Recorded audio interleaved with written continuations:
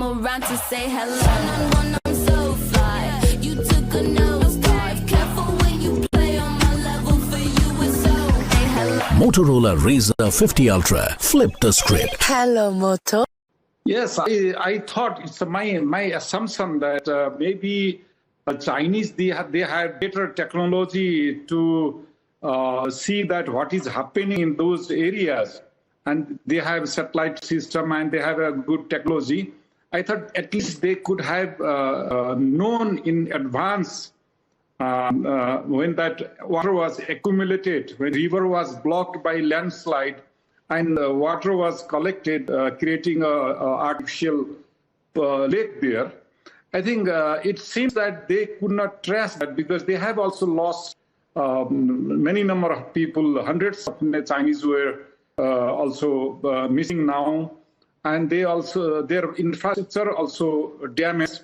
That's why I'm surprised that even satellite images and technology were not traced by Chinese. That is my surprise. I'm not blaming them, but I thought my assumption is that they should have that type of technology, which could have helped us and them also at least to save many lives. Okay, so you don't see a conspiracy, but you do think that there could have been technological advancements which could have given an earlier warning. But Narayan Kedaria, do you believe this is a conspiracy, or do you think China in itself was taken by surprise?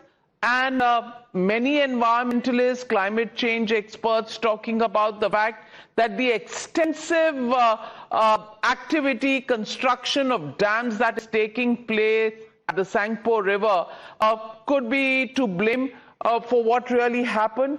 Where do you stand on this? Was this too sudden for China to react, or do you think China in itself is to blame? Let's be clear on one thing, Navika.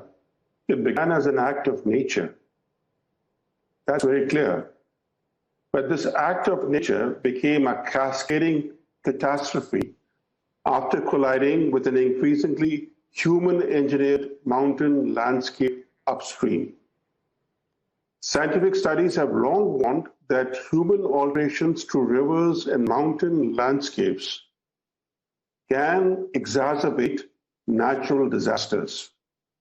So nobody is blaming China for causing this disaster,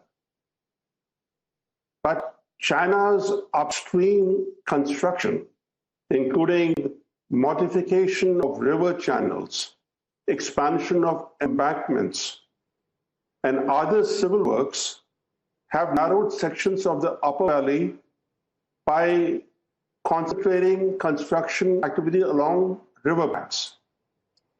So during an extreme flood, like what happened yesterday, this became not only a source of vulnerability, but a source of creating cascading impacts downstream.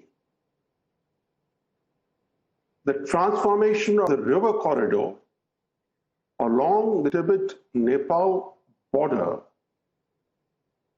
cannot be ignored, because even though this was an act of nature, the human interventions upstream by changing the natural landscape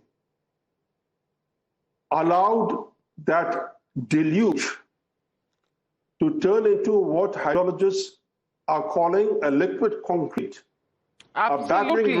Liquid concrete, and the changes in the topography, the changes that have taken place, and Andrew Lung, this is where questions are being raised.